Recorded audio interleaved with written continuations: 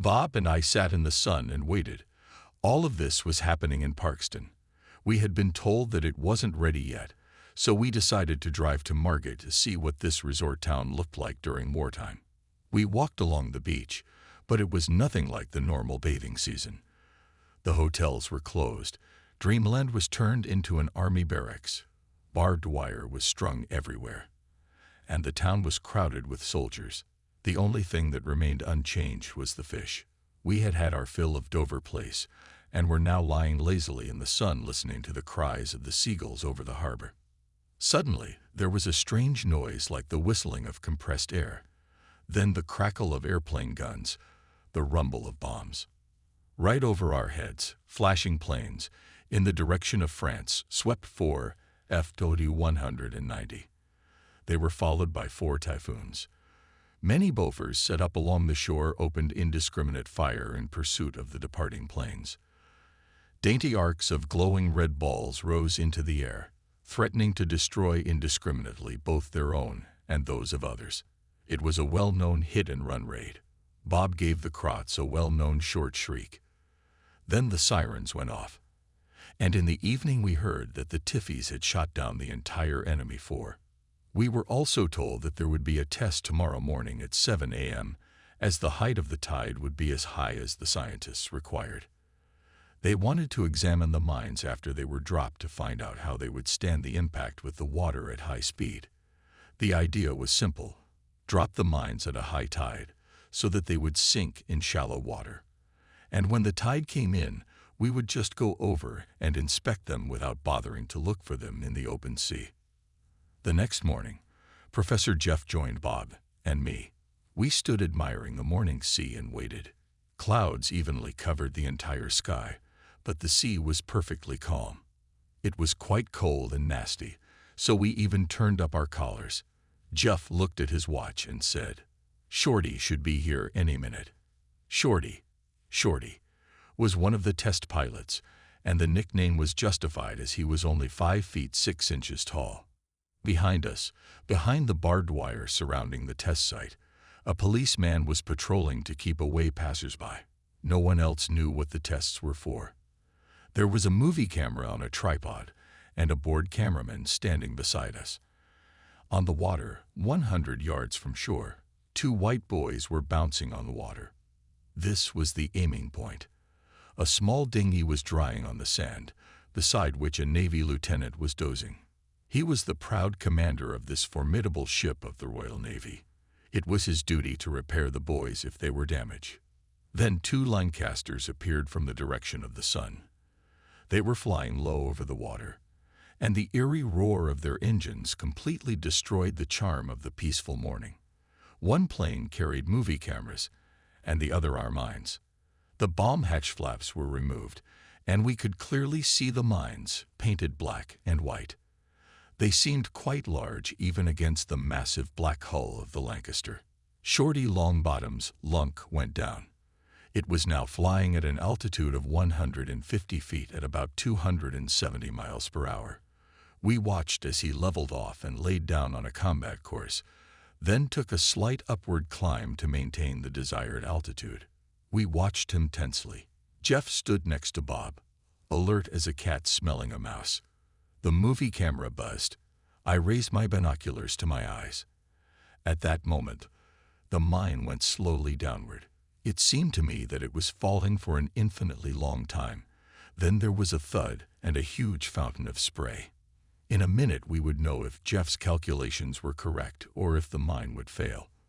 For a while we saw nothing at all but a column of water that nearly caught the airplane by the tail. And then everything went quiet, and we saw. The huge mine had made its final dive, splitting into 6 pieces. "Crashed," Jeff said grimly. I said nothing. I knew how much labor he had put into creating this mine, how many hours he had spent at his desk and drawing board. And all in vain. Should the mine's design be altered in some way, or is the idea itself wrong? And what should be done next? Jeff adds, "Everyone said it wouldn't work. They're convinced the mine is too big and heavy, but I'll prove it to them. We've got another one lying in the hangar. We'll reinforce it this afternoon, and then we'll test it again in the evening. In our secret hangar in the afternoon, work boiled over. The mine was reinforced with steel plates so that it would not collapse when it fell into the water. A little man in glasses walked around the soaked pilots who had no idea what this thing was for. They couldn't even get a snack and worked non-stop like a fire. Only at 5 p.m.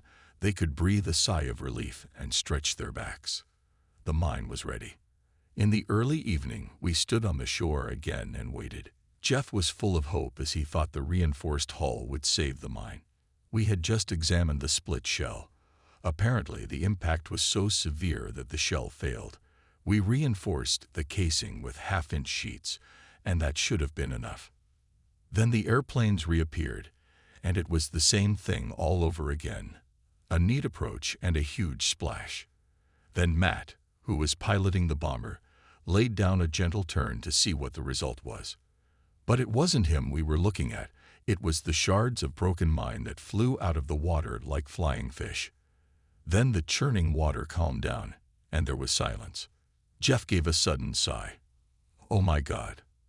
I thought he was about to have a stroke, but he soon calmed down. He was generally a pretty cold-blooded man, and as we drove back to the base, he began to think about his next move. Such a man was not easily knocked out of the saddle. But the worst was ahead of us. Bob and I took a single-engine airplane and flew back to Scampton. As we flew 300 feet above Margate, the engine failed. When one of the 4 engines in a Lancaster fails, there's not much to worry about. You've got 3 more engines to spare. But when that happens in a single-engine airplane, the inexorable force of gravity starts to drag you toward Mother Earth. So we started to go down. Somewhere in a rural area, even that wouldn't have been a big deal. But here, everything around us was braided with barbed wire and stacked with barriers so that German gliders with soldiers couldn't land. We were trapped.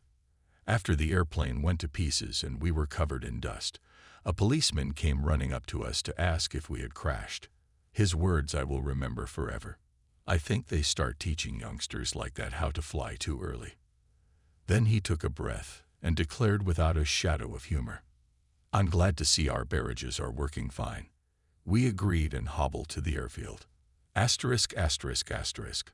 Meanwhile, a serious problem had arisen in our squadron. Only now we realized that we were facing a task. To learn to fly with unheard-of accuracy, we had to maintain an altitude of exactly 150 feet, or the whole project would fail. At first, it was suggested that we suspend a 150-foot-long cable from the plane.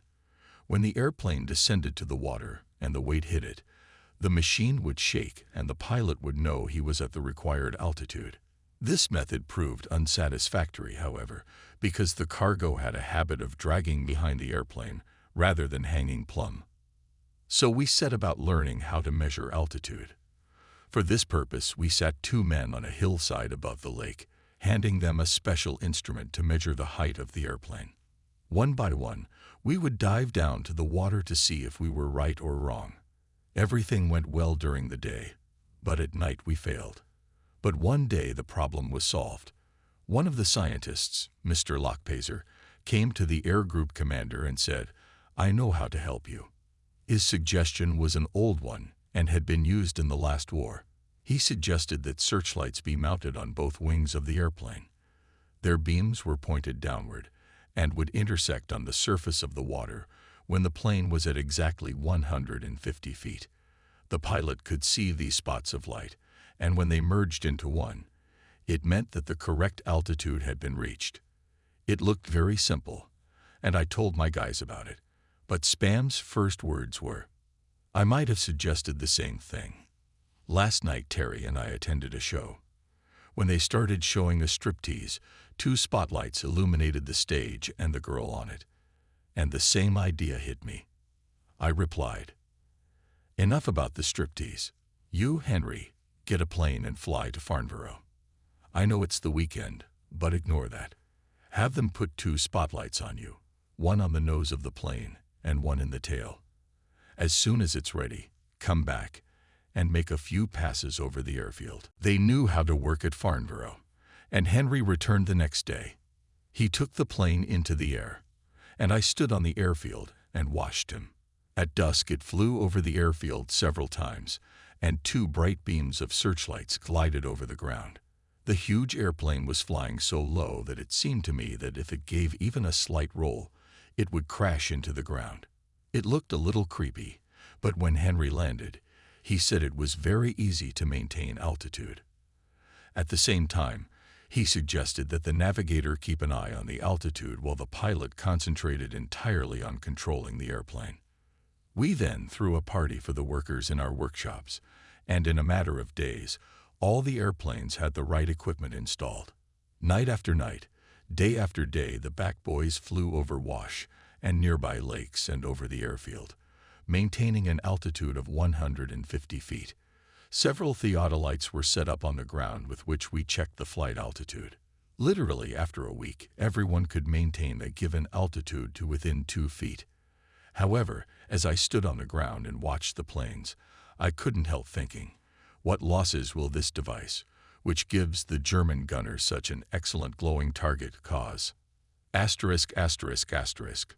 Meanwhile, the work went on. Every day dramatic experiments were carried out. One cold morning, Shorty and Matt flew out to the range, while the great little man Jeff stood on the bank, with his coat collar up and his hands in his pockets, and watched. One failure followed another. The mines stubbornly refused to work properly.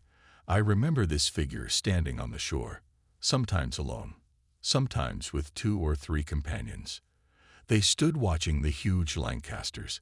His very figure, his spread legs, the steam escaping from his mouth, expressed tension. The frost had begun, and the hoarfrost that covered the ground in the morning gave the scene a sort of fantastic, glittering appearance. For many days we made flight after flight, conducting experiments, tested all new versions of the mine. Our guys learned and learned, and I watched and watched. But every time it all ended the same way: failure. One day Shorty flew in a Mosquito to pick me up. We're about to fly to Brooklyn. Jeff is already there. He wants to meet you right away. Needless to say, Shorty just shocked me by deftly sneaking through the barrier balloons near Brooklyn. When we met, Jeff looked exhausted beyond belief. He said to me, "Our whole scheme is doomed to failure if we don't find the right combination of altitude and speed." What does that mean? Well, here's what it means. In analyzing the footage taken by the speed camera during the experiments, I came to certain conclusions. This graph here illustrates what I mean. It takes a certain combination of altitude and speed. You can see that if we drop the mines from an altitude of 150 feet at a certain speed, they will work and not crack. If we drop them from 40 feet at a different speed, they will work too. The best combination of characteristics is 60 feet high and 232 miles per hour. But that's very low, and that's why I want to ask, is it possible? Can you fly 60 feet above the water? If you can't, the whole thing will have to be abandoned. I thought for a few seconds, considering what could be done. If 150 feet was small, 60 feet was very small. At that altitude, even a slight roll could send the airplane into the water. However, I loudly declared, "We'll test this tonight." All this time our spy planes were flying over German territory, watching the dikes like a cat watching a mouse hole. They never flew directly over them, so that the Germans would not suspect what exactly we were interested in. A complicated winding route was always chosen, and the airplane appeared over the dams as if by accident. The scouts were interested in 2 things. The first and most important was the water level in the reservoir. The water was slowly arriving. The second was the state of the air defense. If the air defense begins to strengthen, it means that the Germans have figured out our plans. By April 17, the water was already 15 feet from the edge of the dam. By early May, it had risen another 5 feet and continued to arrive further. We should have waited until it was 4 feet, but it appeared that we were already late in making our preparations. After I returned to Scampton, I immediately ordered the searchlight system to be readjusted so that their beams would converge 60 feet below the plane And then the first flights over the wash began. I decided that David Maltby should fly first. He agreed, but said he thought the altitude was too low. We checked everything with theodolites and found that the altitude was correct. Then I took off with Terry and cruised over the calm waters of Lake Uppingham. It turned out that we had to fly over the very tops of the trees. It was indeed terribly low, but there was no real danger of falling, as the altitude indicator light worked perfectly. As we descended, Terry mumbled monotonously, "Lower, lower still." He said it slowly, as if reluctant. But when we got below 60 feet, he shrieked as if stung, "Higher." I obediently jerked the wheel, lifting the lunk higher. We'd heard that the light pointer worked well if there was a slight ripple in the water. But if the water is mirror smooth, theorists warned that the light beams can converge below the surface, and there is a real danger of spilling water. We frightened a lot of barge skippers navigating the Lincolnshire canals when we experimented with low altitude flying on a deaf night. We soon discovered that the theorists were wrong. In every case, the spots of light were held on the surface of the water. A few days later, all of our crews tested themselves flying under the new conditions, and all worked satisfactorily. On May 1, I called Jeff to let him know that we were ready to meet his requirements. He immediately invited me to fly in for more testing. And so, in the early morning hours of May, Matt dropped a new sample mine that worked. The men on the beach started dancing and waving their arms in joy.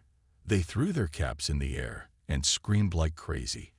I threw my cap in the air too.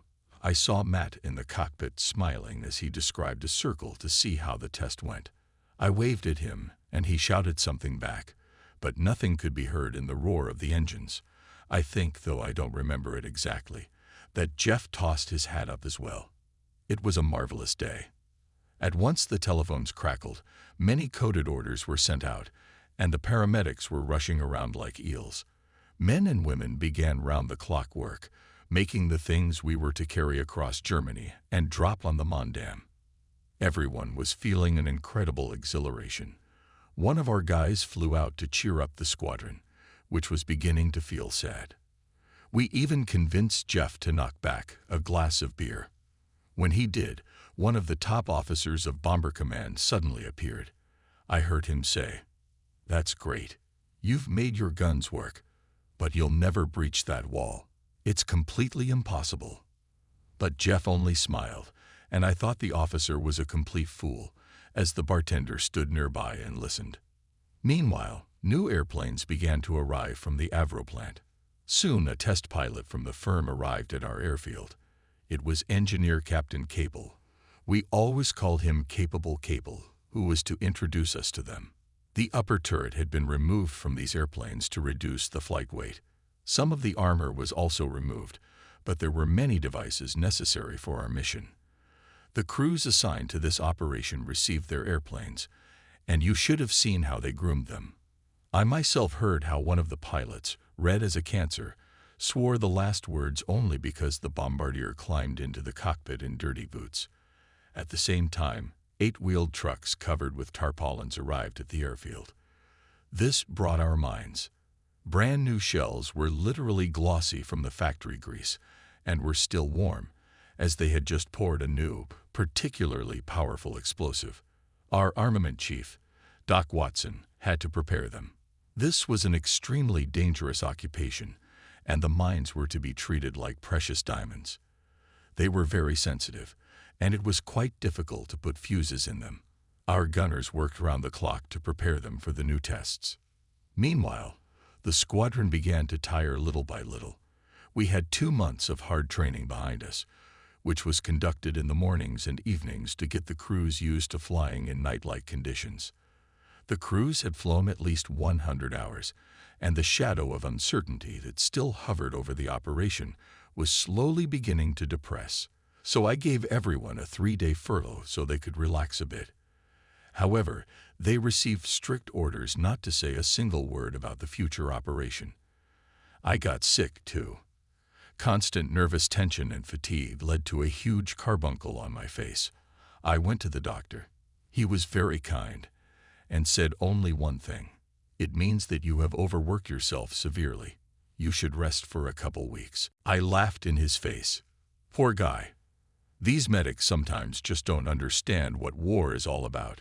If you have to accomplish a mission, the health of the soldiers is out of the question. Nevertheless, I decided to heed the good advice and still try to get some rest. A few days later, we went to Parkstone again to follow up on the final tests. This time real mines were to be used, which were supposed to explode when they hit their target. I flew the plane with the movie cameras and short-piloted the bomber that dropped the shell. It was a very tense and dramatic moment when the mine separated from the plane and fell into the water, raising a huge fountain. Barely had Shorty had time to fly 100 yards away from where the mine had fallen when the surface of the sea heaved up, thrown up by the powerful impact. 5 seconds later, a tall column of foaming water rose slowly into the air and was a joy to behold. It rose to a height of 1,500 feet, sparkling in the bright spring sunshine. Our minds were ready. "And when will that be?" Dingy inquired. "In the next 2 weeks. But just, for God's sake, don't say anything to anyone. I can only repeat, if the Krots find out what we're going to do, they'll take every measure to disrupt the operation. Reconnaissance planes are taking pictures of the target every day, and so far there is no indication that the air defense of the facility has been strengthened. But we must continue to maintain strict secrecy. Next, after we solve the problems of navigation, we face 3 other problems. 1. How to fly over water at low altitude at night. 2. How to drop bombs while fulfilling the conditions. 3. How to find the right weapons for the operation. You guys had to solve the first 2, while a group of test pilots and scientists, whom I hope you will meet one day, solved the last one. The day has come when we must use all the skills we've learned to conduct a special operation. Air Force Command authorized the use of the Uppingham and Colchester reservoirs for the exercise. It had ordered the use of movie studio decorators to build something resembling our future targets. It's either submarine bunkers or something similar. From now on, you'll have to practice attacking the target in groups of 9 planes. The attacks will be at night. We'll fly a special route in 3 groups of 3 planes. When we reach the first lake, the strikes will be carried out one by one according to my radio commands. The bombs will be dropped from exactly 60 feet at exactly 232 miles per hour. I won't repeat how important it is to fulfill these conditions. If you violate them, the attack will fail. When we destroy the first target, we will fly to the second target and repeat this procedure, and then we will fly home.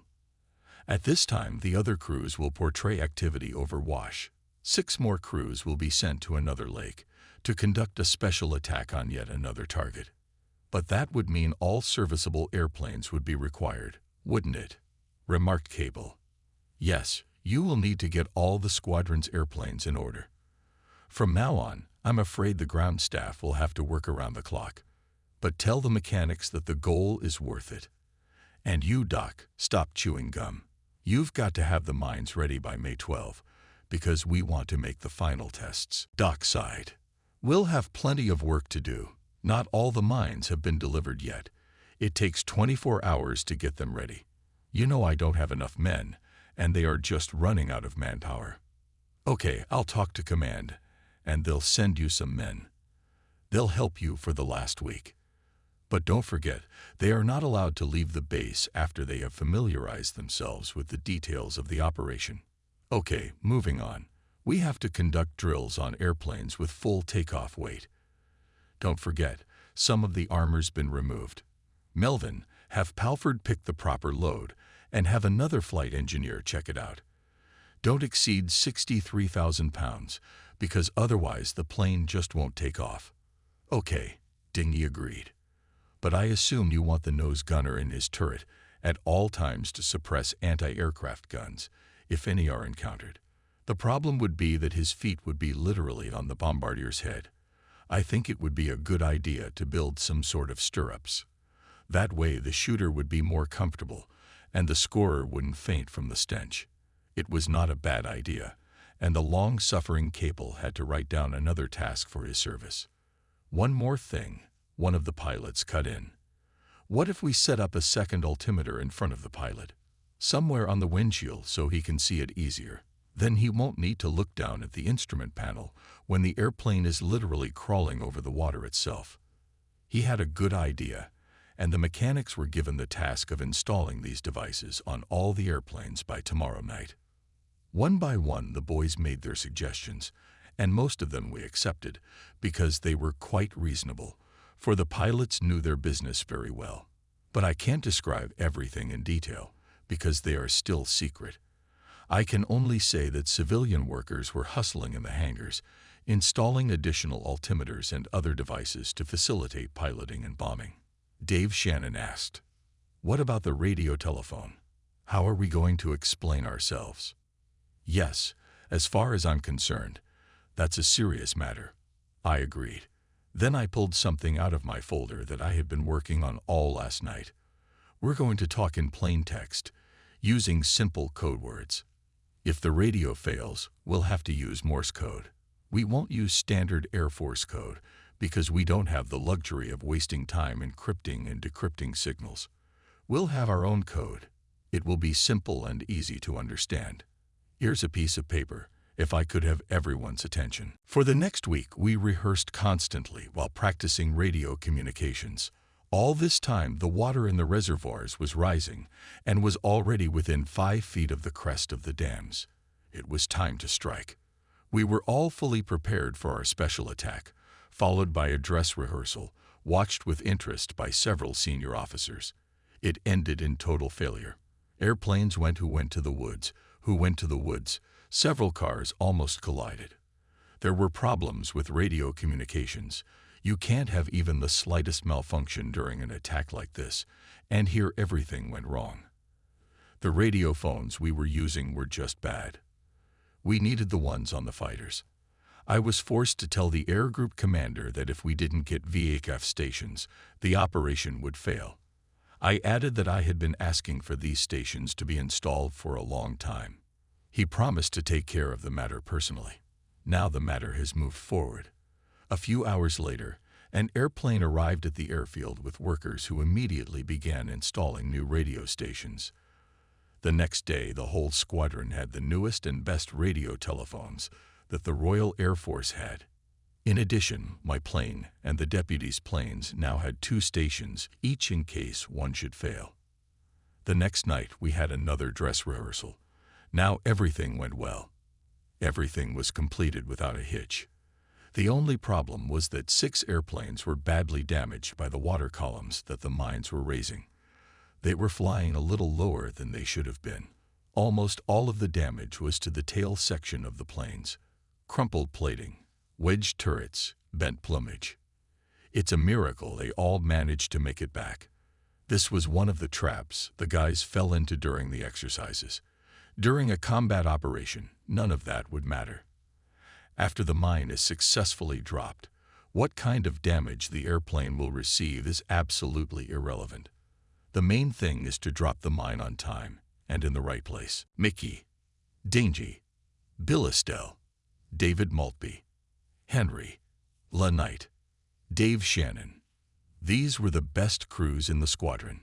We were to attack the Mon Dam first, and then fly to the second Eater Dam. When we breached it, our attack could be considered complete. However, we wanted more than that, not just to breach the dam, but to destroy it. Therefore, we intended to use all available mines. We wanted to make gaps in the dikes at least 100 yards wide. The second group consisted of Joe McCarthy, Staff Sergeant Byers, Captain Barlow, Lieutenant Rice, La Munro. This group was to act as a diversionary force and attack Zorpe Dam. These guys were to fly separately from us and cross the enemy shore far from where our group was flying. This would divert the enemy's attention and force them to separate their fighters. When they approached the Zorpe Dam, they should fire flares and create as much noise as possible. They were to draw away the night fighters of the Germans. They had to attack in a different way, because the Zorpe Dam was built differently, so they had to act differently. The reserve force consisted of Lieutenant Townsend, Staff Sergeant Anderson, Lieutenant Brown, Lieutenant Otley. They were to keep to the rear to fill the gaps in the ranks of the first two groups. This was not difficult since we planned to maintain constant radio contact. Two other crews, which I don't mention, were unable to fly due to illness. 19 airplanes were scheduled to take to the air. So the briefing came to an end. Everyone firmly knew what should be done. Everyone firmly knew their maneuver. We went to the mess hall for a snack of scrambled eggs and bacon. Dingy asked me, "Can I have your egg if you don't come back?" It was an old joke. Every crew after returning from a combat sortie received eggs, which were considered a delicacy because they were scarce. I replied gruffly, "Fuck you." And I also advised him to do something that is very difficult to do with oneself. But there was no more time, and we went to change. It was still an hour and a half before takeoff. Everyone was getting a little nervous and preferred to keep quiet. They probably would have felt better if they had started shouting and dancing to shake off the tension. But they stood there with their hands in their pockets, smoking cigarettes nervously and hardly speaking. I said to Hoppy, "We'll just get through the night, but tomorrow we'll be drunk." That's what Hoppy and I always agreed before we left for surgery. Then he jumped in the car that took him to the plane. I will never attempt to describe such moments. We will leave that to Squadron Adjutant Humphrey, who recorded in the squadron's combat diary. It was a great day for our squadron. No one but the aircrews knew the targets of the attack. Outside the squadron, almost no one even suspected the operation, not even the support services. From 8 p.m. on the airfield, what should be remembered was happening. It was not like the preparation of an ordinary sortie, for all the crews were fully aware of the enormous responsibility and seriousness of the task that lay upon them. Most of the pilots were using phrases ranging from "no shit" to much more emphatic. All in all, it was like a crusade to me. Dave was late. He popped out of the crew lounge when his men had already taken their seats on the airplane. I wouldn't have been too surprised if our easygoing David had forgotten about them. The lieutenant colonel got into the car and took the entire crew. I don't know how they squeezed in. He looked collected and perfectly calm. Our favorite Yankee, Captain McCarthy, caused a bit of a stir. He arrived at the airplane, and it was discovered that the machine had a faulty hydraulic system, so he demanded a backup plane. Already seated in his seat, he discovered that he had forgotten his flight card. Desperately cursing, he rushed to headquarters. In his haste, he pulled the parachute ring. The white silk fell to the ground and dragged behind him like an outlandish plume. All soaked, Mac rushed back to the airplane, and all the mechanics tried to help him somehow. He got off on time. At exactly the appointed time, Hatch fired a red flare, and the planes began to start their engines. We were to maintain radio silence until we crossed the enemy shore. The commander of the air group came up to the cockpit of my plane and wished me luck. I sent him to hell. Then a KVVS photographer showed up and asked us to pose for a picture. These people always pick the most opportune moment. Then we started to taxi out to the runway and line up for takeoff. Someone on the signal tower waved a flag. I gave full throttle and began the run-up. The adjutant wrote down. Huge, heavily laden machines took off one after another from the grass strip while the observers stood holding their breath.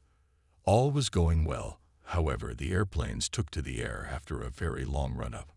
Finally, they all took off, and silence reigned again in Lincoln. Night was falling on the airfield. The mechanics sat in small groups for a while, talking, and then began to disperse to their barracks to return when the planes began to land. Everything seemed quiet and peaceful. We wished our guys God's favor and good luck. We flew for 1 hour and 10 minutes in complete silence. Each was busy with his own thoughts. The crests of the waves flashed beneath the plane with monotonous regularity. The reflection of the moon danced on the waves, turning into a witch's hypnotic crystal. Only Terry's voice brought us back to reality. He announced, "Dutch shore in 5 minutes, Commander." "Good," I said, and looked ahead. Palford turned on the searchlights and told me to go a little lower. Jim Deering, who was sitting in the forward turret, started rotating it to fire at the air defense ships that might be guarding the minesweeper planes under the shore. Trevor removed his life jacket and went to his seat in the tail turret. The pilots flying on the sides moved the blunt-nosed Lancasters even closer. Their crews were probably doing the same thing we were. Someone started whistling nervously, which was audible over the intercom. He was immediately advised, "Shut up." Then Spam reported, "I see the shore." But I objected. "That's not a shore. It's a low cloud and its shadow." But the navigator was right, and I was wrong. Soon the Dutch islands appeared before us. They seemed low and flat. In the moonlight, they looked very unfriendly. Anti-aircraft guns were firing from everywhere, as the radar informed the Germans about our approach. But we knew absolutely everything about their defense system. So, having found ourselves in unpleasant proximity to the anti-aircraft guns, we began to look for landmarks that would indicate the place of breakthrough through the curtain of fire. We behaved like a ship going through a minefield, when the slightest wrong step would lead to death. But if he was lucky and chose the right course, everything would end safely. Terry sat down next to me to supervise Spam. He opened the window and looked outside to examine the shore through his night binoculars. "I can't see anything," he complained. "We're flying too low." "But I think we're flying right, because there's hardly any wind." "I hope so." "Bow gunner, stand by. We're coming up." With a roar, we swept over the western rampart, skirting the anti-aircraft gun positions, and turned on that course which promised phantom safety. At that moment, everybody held their breath. Then I breathed a sigh of relief. Not a single shot had been fired. We had taken them by surprise. "All right, Terry. New course. 105 degrees magnetic." However, we stayed on the new course for only 2 minutes, after which we saw the sea again. We had passed over a small island, meaning we were wrong somewhere. Our correct course should have been between 2 islands, both well defended, but by divine intervention we flew right over one of them, while the German gunners were still asleep. We climbed to 300 feet to look around and find out where we were, and then descended back down to the ground itself. Terry said, "Fine. Over there is the mill and the radio station masts. We should go to the right. New course is 095 degrees magnetic, and watch out for the little town that will appear ahead." "Oh, okay, Terry. I'll go around it." Now we turned left, and I had time to note with satisfaction that Hoppy and Mickey were still holding formation. We were flying low. We were flying so low that Spam shouted warningly more than once for me to jump over high-voltage lines or trees. We saw a small town to our right, its chimneys clearly outlined in the night sky. A light of some kind flickered. At first we thought that someone was signaling V with a searchlight, but then we decided that we just woke up a man, and he looked out the window. After all, the engines were roaring terribly. On the new course we were to fly over a canal, which connected with another canal, and further on lay the border of Holland and Germany. Everyone began to stare into the darkness, looking for that very watery T, for we could not afford a second mistake. The canal slowly floated under our right wing, and I was careful to stay exactly above it, as we were flying close to Eindhoven, which was famous for its strong air defense. A few minutes later we noticed a silvery glimmer ahead. It was the T-junction of the canals, the point of the second turn. Spam quickly determined where we were. This time everything was normal. Terry set a new course straight for the Rhine. A few minutes later we crossed the German border, and Terry nonchalantly informed, "We're an hour and a half away. Our next point of reference will be the Rhine." Not everyone made it through, however. Lieutenant Rice touched water while flying across the sea. Although the plane was able to rise, he failed both external engines and broke off a mine. He had to fly back on 2 internal engines. A little later, Lisa Munro was hit by anti-aircraft fire. The airplane was badly damaged, and he had to return to base. I could imagine the feelings of the crews who, after weeks of intense training and waiting, had to turn around at the last minute without doing anything. I felt sorry for them. Now we were left with 16 airplanes and 122 men. The journey to the Ruhr Valley did not go smoothly. The Germans clearly did not like uninvited visitors, and on this night, only our group was in the air.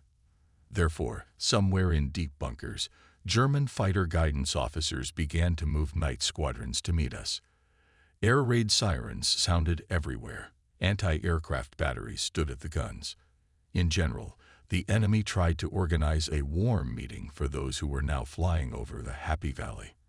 However, they did not know where we were going, because the plan of operation provided for a false attack, which was to throw them off their guard. In addition, the fighters couldn't find us because we were flying too low. However, when we got there, they would have a chance, as we would be there for quite a while. We kept flying. Germany seemed extinct. Not the slightest movement, not a light on the ground, no anti-aircraft guns. Nothing at all, just what we needed. A little later, we reached the Rhine. It was literally the entrance to the Ruhr Valley. Our armies would have to cross it on their way to the major cities of Essen and Dortmund. In the moonlight, the river seemed white and silent. However, it was not a problem for us. When the Rhine appeared, Spam reported, "We have deviated 6 miles south. Better turn right, Commander. Duisburg is just around the corner." As soon as he mentioned Duisburg, my hands worked ahead of my head, for such maneuvers were practiced to the point of automaticity. The huge Lancaster tilted sharply to follow the river to its intended point. Duisburg is not a very friendly place when flying at 100 feet. Hundreds of anti-aircraft guns, light and heavy, not counting those damned searchlights, are stationed there, and the city's air defense system has long since gained a great deal of experience. How did that happen? I don't know, Commander. Is the compass okay? I think so. Keep it up. I'll check the calculations now. And a little later. My bad, but I think I made a mistake. We should be 10 degrees to the left. Okay, Terry. That mistake could have cost us dearly.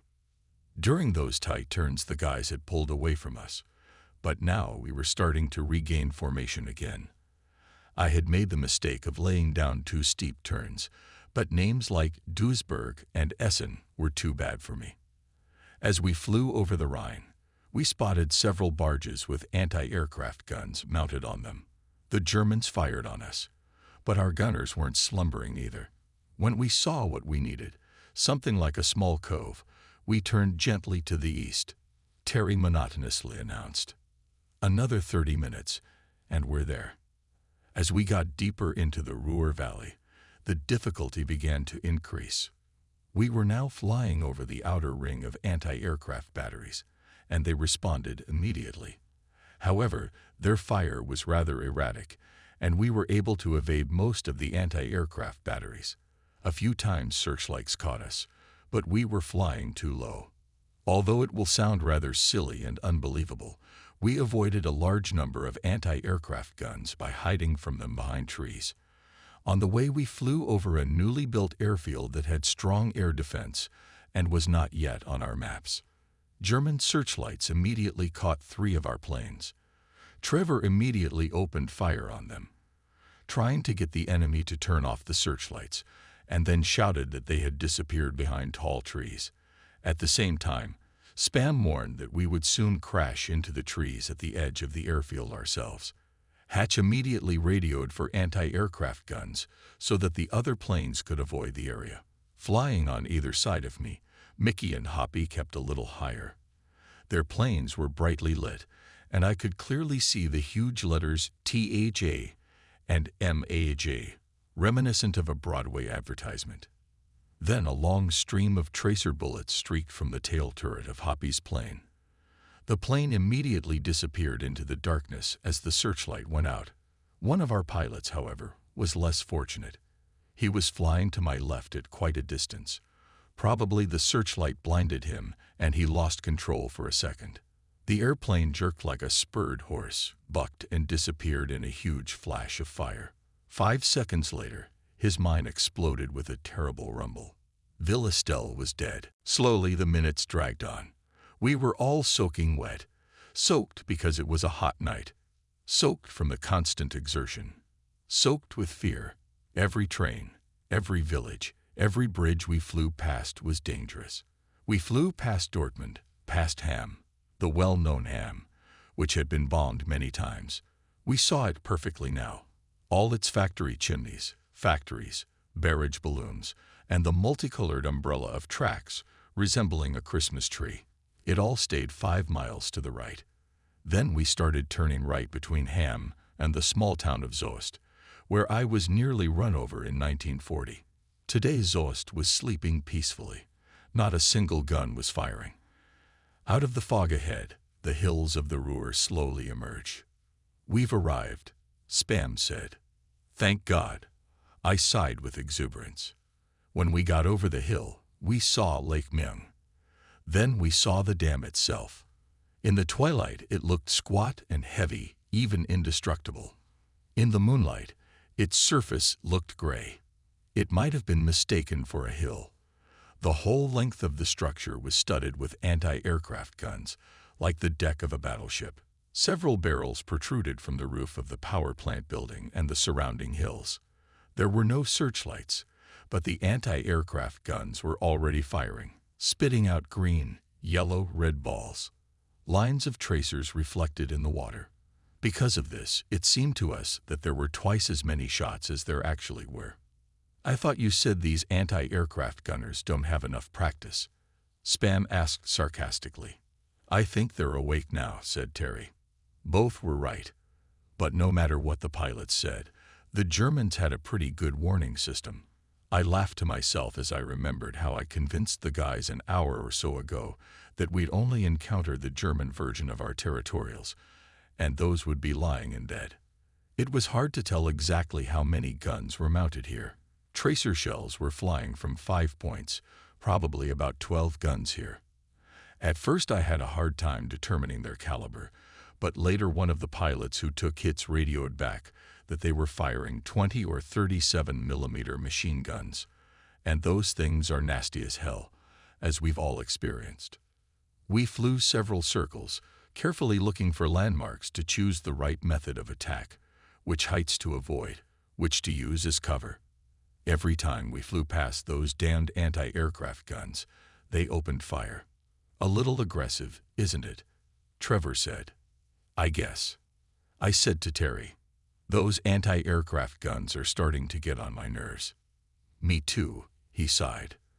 While we were discussing the anti-aircraft gun problem, only one person remained silent, and that was Hutch. He couldn't see anything, and so he didn't say anything. We had no time to talk. I canvassed the group for information and found to my relief that all the planes had arrived, except Bill Estelle, of course. Far to the south, Joe McCarthy began his diversionary attack on Zorpe, but not all had arrived there either. Byers and Barlow were shot down by anti-aircraft fire as they crossed the shoreline. They were replaced by reserve planes. Unfortunately, they came under fire while flying over the shoreline. Why this happened is hard to say. Maybe they were off course by a mile, and it cost them dearly. That's the thing about flying. You either get lucky or you don't. We, too, crossed the coast in the wrong place. But we were lucky. Below, silent and black, lay Lake Myung. I turned to my crew. "Well, boys, I guess it's time to start a game of Skittles." There was no explosion of enthusiasm. "Hello, all cooler planes. I'm launching the attack. The rest of you, prepare to attack in the order I indicated earlier." I then turned to Hoppy. "Hello, M. Moe.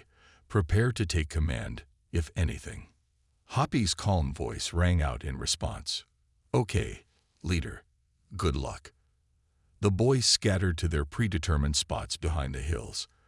They tried to take cover so they wouldn't be spotted from the ground or air, and I started to move into my starting position. We made a wide circle and came in against the moon, ending up over the east end of the lake. We lay on a straight course and began to dive toward the still water shimmering 2 miles ahead.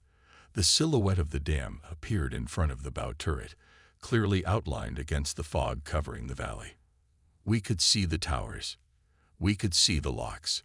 We could see everything. My bombardier Spam remarked, "It's a marvelous picture. Just magical." He was a little worried, as all bombardiers are when they can't see the aiming point. But as we skipped over the tall spruce trees, he reacted pretty quickly. "You were going to cut them off. We almost snagged the trees. Take it easy, Spam. I'm going to gain altitude now." Then I turned to Terry. "Check the altitude, Terry." To Palford, "Control your speed, flight engineer."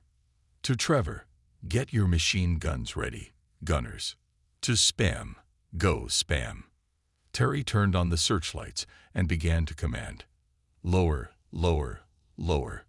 Level, level, level." We were flying at exactly 60 feet. Palford began to tinker with the speed. First, he let the flaps out a little to slow the airplane down. Then he added a little throttle to get the speed indicator arrow exactly on the red line. Spam began to catch the turrets in his scope. Then he flicked a toggle switch, setting the fuses to live. I was on a combat course. The enemy anti-aircraft gunners could see us coming. They could see the searchlights 2 miles from the dam. They opened fire and the glowing trails raced toward the airplane. It was a terrible moment. We were being dragged at 4 miles a minute, with no right to even wiggle, toward the guns that were going to destroy us.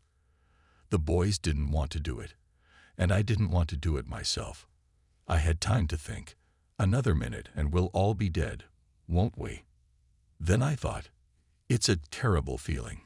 Fear, terrible fear. We still had a few hundred yards to go, but I threw over my shoulder to Palford. "Leave your cranks alone and be ready to herd me out of my chair if I get killed." When I looked at him, the flight engineer was a little dazed. But the Lancaster was rushing forward, and I began to peer through the special sight on the windshield. Spam was stuck to the sight in his cubbyhole with his hand on the reset button. The special mechanism on board was already working. It would drop the mine at the desired point.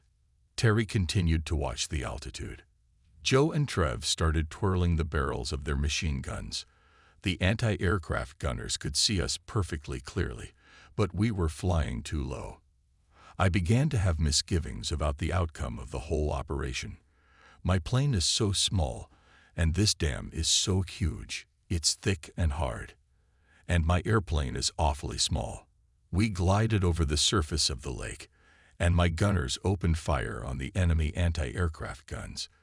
They, in turn, began to pour red-hot lead on us, shells whistling around. For some reason, none of them hit us.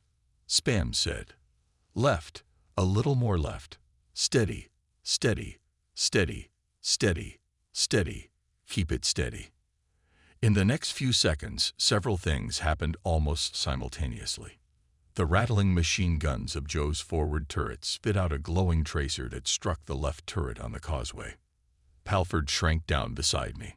It smelled like burned gunpowder. Cold crawled under the oxygen mask. A tracer.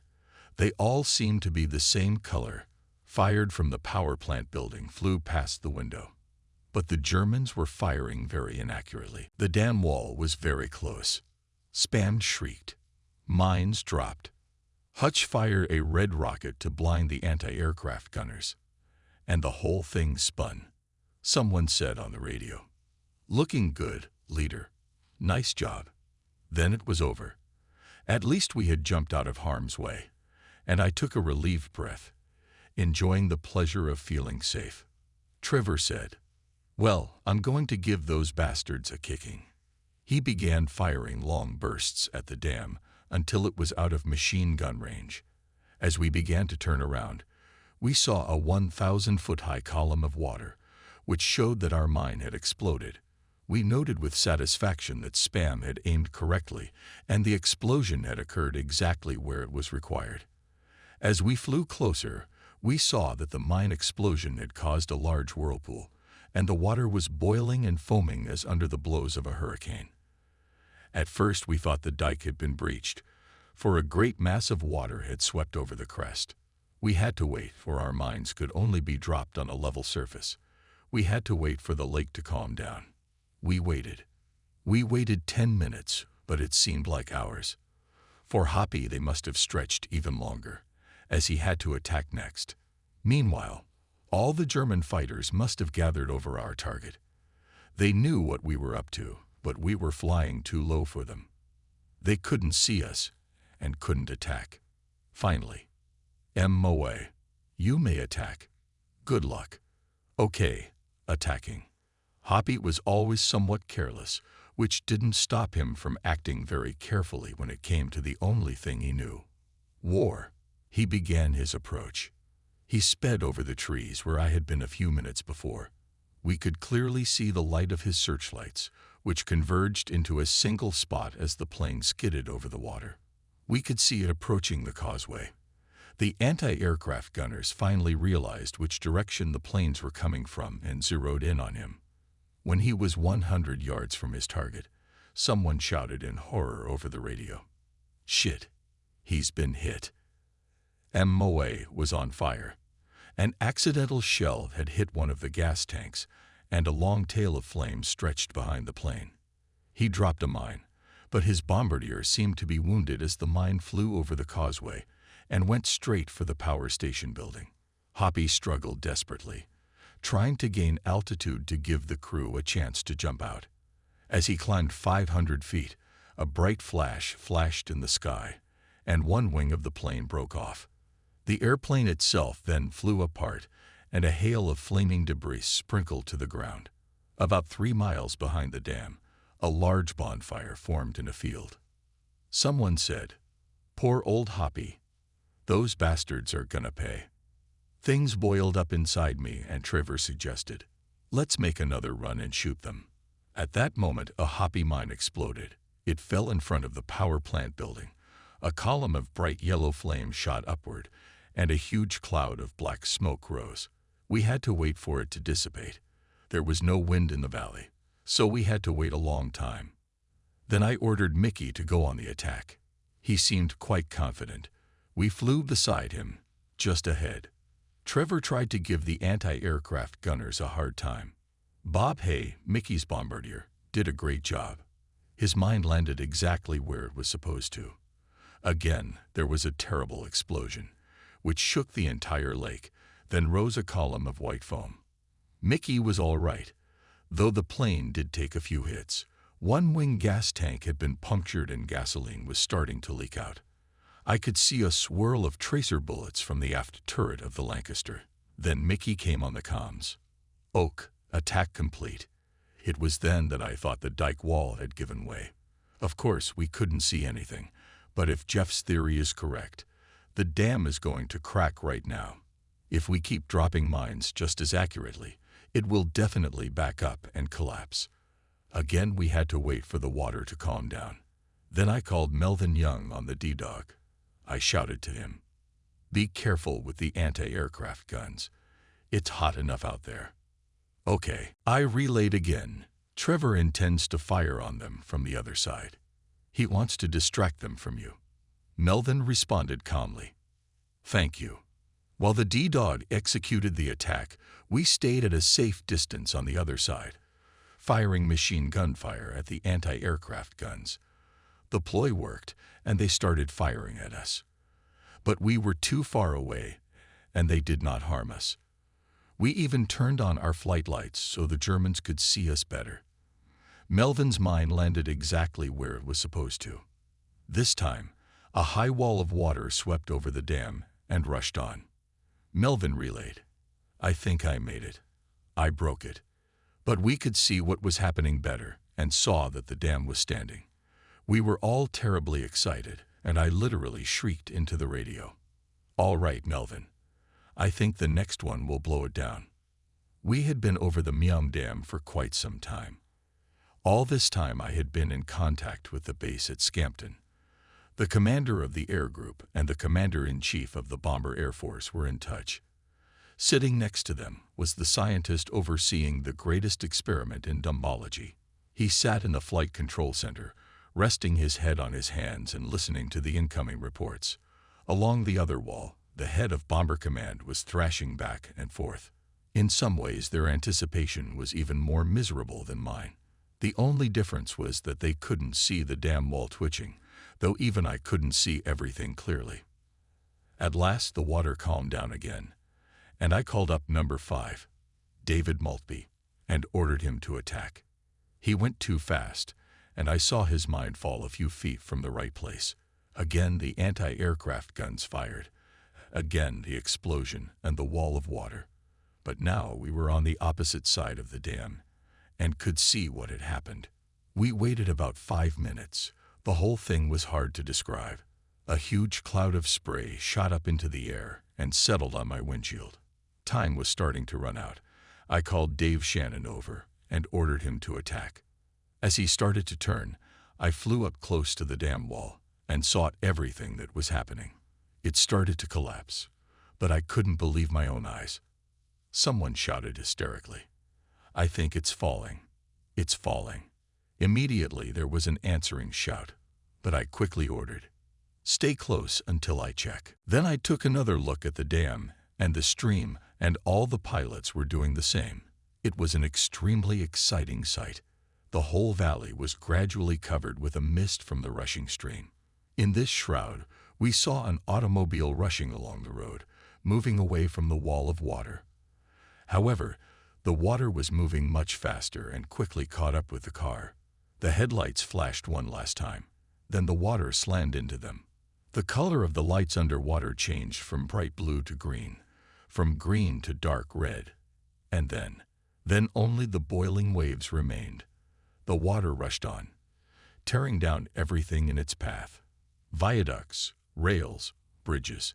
3 miles from the dam, the remains of Hoppy's plane burned, a small crimson fire, but we'd avenged it with a vengeance. I had a strange feeling I couldn't believe what was happening. I sat in the warm cabin of the Lancaster, watching the terrible power we had unleashed. Then I rejoiced, for we were in the heart of Germany, its industrial heartland, the place that had caused the terrible misfortunes that had fallen upon the whole world. We knew very well that this flood would not win the war. No such blow would win it, and yet it was a disaster for Germany. We circled over the collapsed dam for another 3 minutes. Then I called all the airplanes and ordered Mickey and David Maltby to fly home. The rest of us were to follow me to Ader Dam, where we were to repeat the performance. Asterisk, asterisk, asterisk. Then we flew away from the southern end of Lake Myung, which was drying up literally before our eyes. We flew toward the sun to the southeast, toward the first light of morning. We flew over small towns scattered in the valleys of the Ruhr Mountains. These places, peculiar Exeter and Baths of Germany, seemed perfectly quiet and peaceful. On the morning of May 17 they slept soundly. All this whirled through my mind.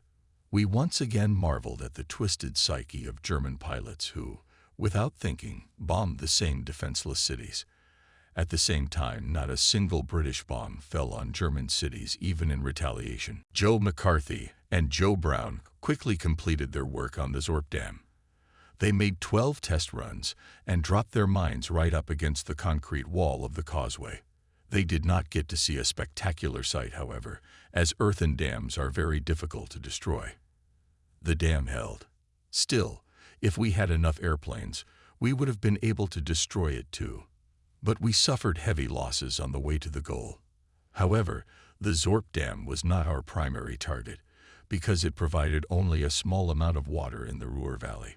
After flying over the very treetops, up and down the valleys, we finally arrived at Lake Ader. After about 5 minutes, we were above the Ader Dam. It took us a while to spot it, as the morning fog was already starting to creep onto the lake from the mountain valleys. We circled over the dam for a few minutes waiting for Henry, Dave, and Les to show up. We lost them along the way. Then I requested over the radio, "Hello, cooler, come in. Can you see the dam?" Dave responded immediately, "I think I'm somewhere near it, but I can't see anything. I can't locate the dam." "Stand by.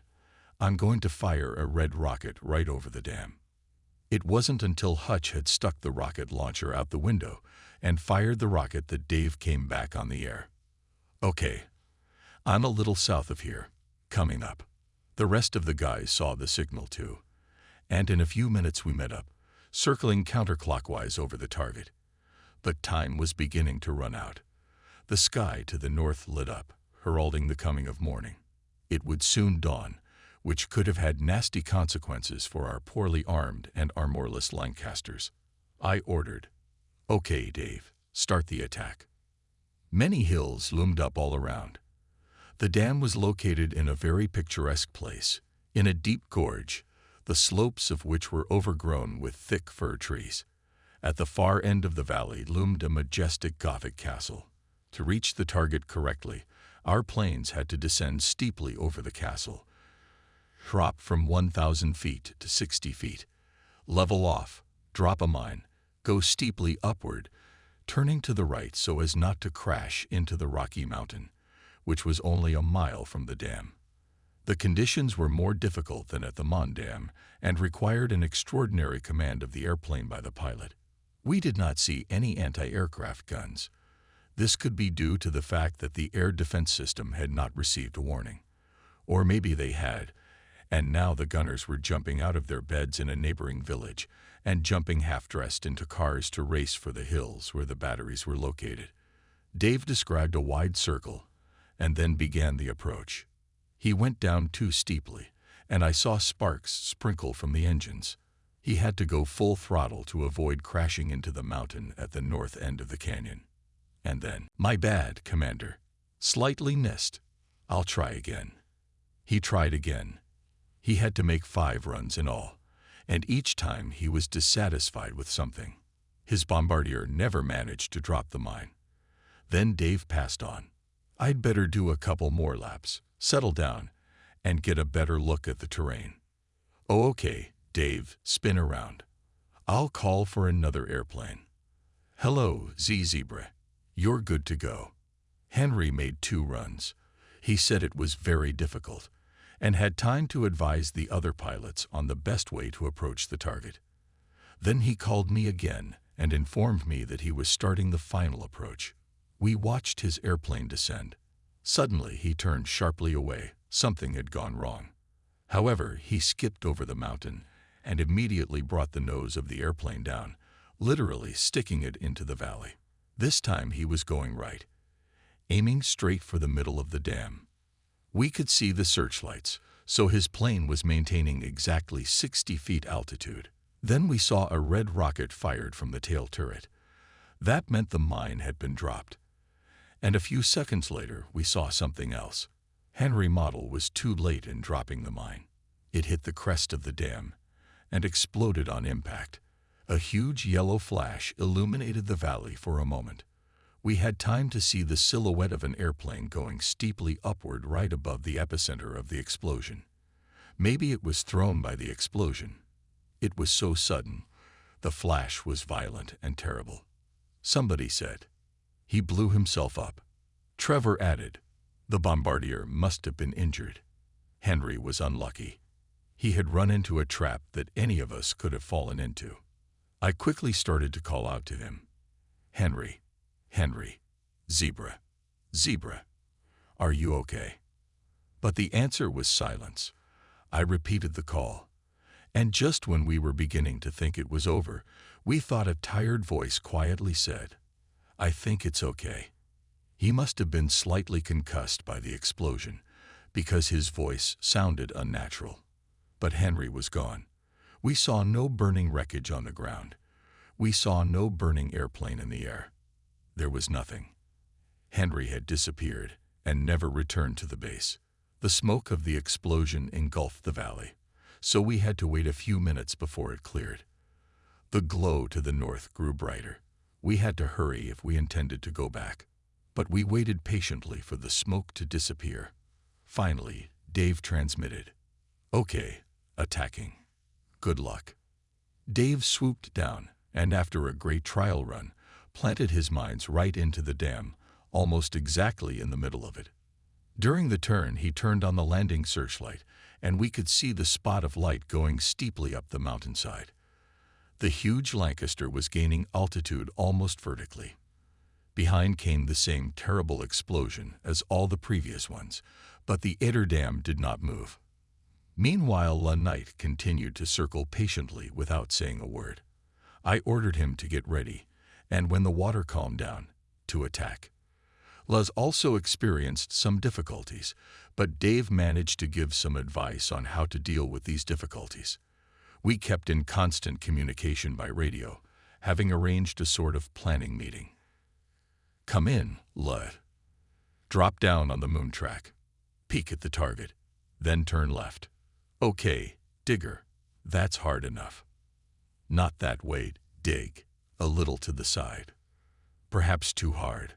I'm gaining altitude and making another approach. Listening to this, I was gradually losing patience. Finally, I was forced to intervene and remind him that jokes are jokes, but it was time for us to get out of here.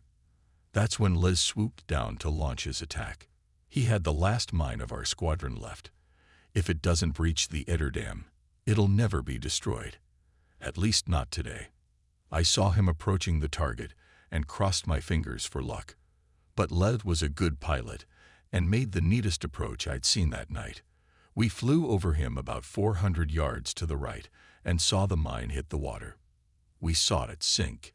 We saw the terrible impact that shook the dam to its very foundation. And then, as if a giant hand had punched a hole in the house of cards, which immediately folded up all over, a seething mass of water rushed into the castle valley. Les was very excited. He even forgot to turn off his transmitter, and we could hear the remarks exchanged between his crew. But we won't make the paper blush by citing them here. Dave got terribly excited and said, "Well done, Dig." I called them both over and ordered them to turn for home immediately. They and I met in our dining room for the grandest party of all time. Asterisk, asterisk, asterisk. The valley below the Eder Dam dropped steeper than the course of the Ruhr, and we followed the water shaft for some time. We saw the seething and gurgling mass of water tearing through the breach and crashing downward. We saw 6 huge waves rushing down the valley. To begin with, they swept away the power station building. We saw the lights in the neighboring villages immediately go out, as if a huge black shadow had covered the valley. The wall of water rushed forward like a courier train. We knew that a few miles away was a large Luftwaffe training base. It was a large modern airfield with a mass of buildings, including underground hangars and underground barracks. I turned for home. Dave and Les were still chattering on the radio like magpies, but they turned to follow me. Their voices faded into the distance as I set a course for Lake Mayom to see if it was empty. Hutch transmitted the dingy code signal to the base. Upon receiving news of the successful attack, the command immediately asked me if there were any more planes left to destroy the third target. I ordered Hatch to report that there were no more planes, which he did. We had gone beyond the range of radio telephones and could now keep in touch only by Morse code. Gradually, code messages showed us where the surviving airplanes were. Peter Townsend and Anderson of the reserve group were sent to attack Zorp Dam. We heard Peter report that he had dropped the Mine Oak. However, we heard nothing from Anderson. Let's let the base know we're coming back and tell them to cook up a little feast, Spam suggested. That was reasonable, and we relayed that we were coming back. We had already flown to Myung and circled the lake twice. The water level continued to drop. Bridges were now sticking out like strange architectural ornaments. On the surface of the lake, there were muddy shoals on which overturned yachts lay. Below the dam, a torpedo net dangled from one shore. The power station was gone. The map had changed. A new lake appeared below the causeway that had no clearly defined shores. It moved slowly down the valley to the west. There seemed to be a slight panic at the base, so Hutch sent another radiogram, advising us not to worry about us. Then we cast a farewell glance at our handiwork and turned north toward Zuiderzee. Trevor then bothered me with a question. He had used up about 12,000 rounds of ammo in the last 2 hours, but he wasn't getting enough. I have almost no ammo left, but I have 1 or 2 more lighters. Do you think if Spam spots some village, it would be worth dropping a present there? We'd pay for Hoppy and Henry and Bill. Let's go, I ordered. We flew north in the morning stillness, huddled close to the ground, eager to get home as soon as possible. It was light enough that we began to make out details we hadn't seen before. Cows grazing, chickens scattering away, startled by the roar of our engines. To the left we saw some kind of airplane flying over Ham at 500 feet. Then it disappeared. No one knew what it was. Spam assumed it was a German night fighter trying to intercept us. I thought everyone would be after us now. Tracing our path to the coast was not difficult, and the enemy targeting officers could throw a lot of fighters at us. I imagined the Führer personally ordering us to stop the air pirates at all costs. In the end, we did something that no one before us had succeeded in doing. The water that broke free was a terrible force, like an earthquake. But there had never been an earthquake in the Ruhr Valley. Some of us remembered the raid on Duisburg last night and suggested that the flooding would help the Germans put out the fires. Someone added in a low voice, "If we don't burn them, at least we'll drown them." But we weren't trying to do that. We wanted to destroy a legitimate military facility in order to disrupt arms production by the Ruhr Valley companies. The loss of human life was just an incidental side effect. We didn't set out to drown anyone at all and hoped that the observers at the dams would have time to warn the people of the valley. No one likes mass murder, and we didn't want to be the perpetrators of something like that, unless we got caught up with Himmler and his boys. Terry looked at the map and reported, "The coast will be in about an hour." I turned to Palford. "Put the engines at maximum cruising speed and don't worry about gasoline consumption." Then I turned to Terry. "I think we'd better take the shortest route home and cross the coast near Egmont. You know where the air defense gap is there. We're flying last, and they might try to finish us off if we're too late." Terry grinned and looked at the speedometer dial. We were doing about 240 miles per hour now, and the exhaust tips were red hot. The hot gases were coming out with such force. Suddenly a light on the panel came on, and then Trevor's voice came on. "Unidentified enemy aircraft behind us." "Okay, I'm turning west. It's darker there." After we turned, the gunner reported, "Okay, I've lost him." "That's fine. Still, Terry, we'd better fly lower." These fighters meant an annoying nuisance, but they were hampered by light conditions. We spotted them before they spotted us. The huge lunk was going down until it was a few feet above the ground. It was the only way for us to keep alive. 2 hours ago, we had wanted to blow up the levees, but now we wanted something completely different, to get home as quickly as possible. Then we could relax. A few minutes later, Terry reappeared. 30 minutes to shore." "Okay, add revs." The arrows spun, and the cockpit became a little noisy. We were flying home, and we knew it. But for now, we didn't know if we were safe. We didn't know what had happened to the rest of the plane. Bill, Hoppy, Henry, Barlow, Byers, Otley had all died. They all crashed. Most fell victim to anti-aircraft guns, as often happens to low-flying aircraft. Well, they were unlucky. They all died quickly, maybe with the exception of Henry. Henry was a born leader. It was a tough loss, but he gave his life for a cause to be proud of. Guys like Henry are the color of our youth. They die bravely and die young. And the Canadian Burpee. His English wife was expecting a child. Burpee's father had a big store in Ottawa. He's not coming back because he's missing. Missing somewhere between Ham and Target. Burpee was slow of speech and movement, but that didn't stop him from being a good pilot. He was a compatriot of Terry's, as were several of his crewmen. I liked their demeanor and manners, their unshackled outlook, their openness. I forgave them a lot of things, even the fact that they chewed gum all the time. Then I called Melvin on the radio. He was my alternate on the return flight, after Mickey had to be rushed because of the current tank. Over Eder he was perfectly fine, but now I got no response. We began to wonder what might have happened. Terry reported, 15 minutes to go. 15 minutes. Still quite a long way to go. A long way to go that we might not make it. We're still in enemy territory. They've slammed the gates of their fortresses, trapping us inside. However, we know of a gap in the wall, a section above the masts of Egmont's radio station. If we can find it, we can escape safely.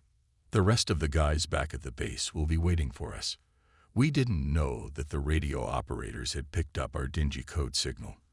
And that's when things started happening in the mission control center that the auxiliary girls had never seen before. The group commander jumped up and hugged Jeff, nearly choking him. The commander-in-chief of Bomber Command grabbed the phone and ordered it to be connected to Washington. In Washington at this time, another Anglo-American conference was in progress. The commander-in-chief of the Royal Air Force, Sir Charles Portal, was having a luncheon. He was summoned to the telephone. At Scampton, the head of Bomber Command shouted joyously, "Downwood has been a success." Yes. In Washington, Portal barely managed to hear it. Finally, the guests heard him say quietly, "Good job." After that, the gala dinner turned into something else. We didn't know any of this.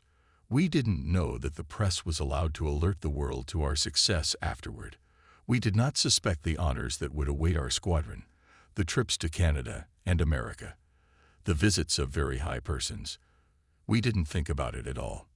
We only wanted to go home. We did not suspect that we had opened a new page in the history of aviation, and that our squadron would become a standard for all KVVs as a model of sniper bombing. That we would destroy all kinds of targets, from viaducts to gun casemates, from low and high altitudes, day and night.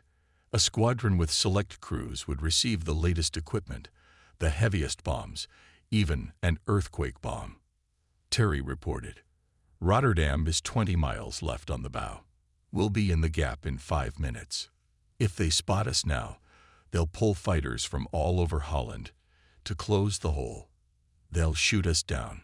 I called Melvin once more, but he didn't answer. I didn't realize that Melvin's plane had crashed into the sea a few miles ahead of me. He had traveled a long way from California to fight the enemy, had flown over 60 combat sorties in England and the Middle East, and had landed at sea twice.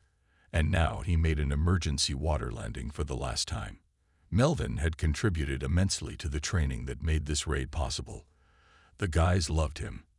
And now he's dead. Of the 16 planes that crossed the shore to attack the dams, 8 were shot down, including the planes of both squad leaders. In doing so, only 2 men were rescued and taken prisoner. Only 2 of the 56. The crew shot down at 50 feet had almost no chance. They all died. Was their deaths justified? Or were their lives wasted in a questionable operation? Militarily, we paid very cheaply. We had dealt a serious blow to German industrial capacity. But there was another side to the question. The 5th year of the war was about to begin. The losses in this war were less than in the last one. Nevertheless, it was Bomber Command that was characterized by a high casualty rate. These 56 guys were just one of very many. The bloody sickle of war was reaping a rich harvest in Bomber Command. As we flew over the lowlands of Holland, over dikes and polders, we couldn't help but think, do we have to go to war every 25 years? Why do people have to fight? How do we stop it? How can we get countries to live normal, peaceful lives? And no one could answer these damning questions. The clue was to be strong. A powerful strategic bomber force, deployed to control the most important sea lines of communication, could keep an aggressor from being tempted to command, "Go." But otherwise, it's up to the people who tend to forget. After years of peace, they may let their guard down or demand disarmament, demanding lower taxes to raise their standard of living. If people forget, they will bring the war on their own heads, and they will only have themselves to blame. Yes, all normal people in the world should remember the war. Newsreels should remind them what happened between 1936 and 1942. If we can help everyone to remember the danger, we will never be caught off guard again. That is the only way our children will have a chance at life. After all, that is why they were born. We are not born to die. But we are all meant to learn. We must learn to recognize and respect our great allies who made the ultimate victory possible. We must learn to understand them, their way of life and customs. We British tend to think of ourselves as the foundation on which the whole world stands. We should not be mistaken. We have much to learn. We must learn about politics. We must make the right choices, the path not even in favor of familiar traditions. We wish our country to remain great as it is today, forever. Everything depends on people, their common sense and memory. What can we hope for? What should be done? Can we be sure that we will find a path to a peaceful future for our children? Boys, there's a North Sea ahead, said Spam. Indeed, behind the proverbial gap in the distance, the sea was silvery in the distance. Freedom. To us it was the most beautiful scenery, the most beautiful landscape in the world. We climbed to an altitude of about 300 feet. Full throttle. Palford. And he pulled the throttle sectors to full throttle. I tilted the nose of the airplane slightly to give it extra acceleration, and we hit about 260 miles per hour.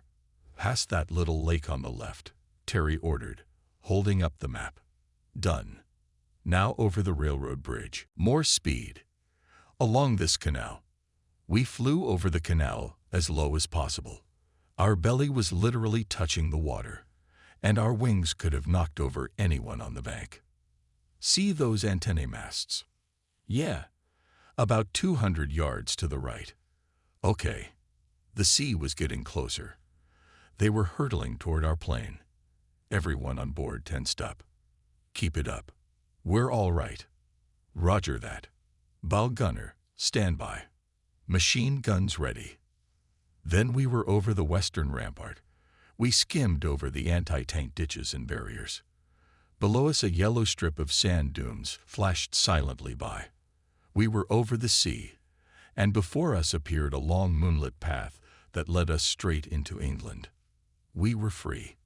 We sped through the gap. It was a marvelous feeling of relief and safety. Now for the party. Beautiful job, Trevor remarked. Course home? I asked. Behind us we left the Dutch coast, deserted and faded, colored in places by anti-aircraft gunfire. We would be back again.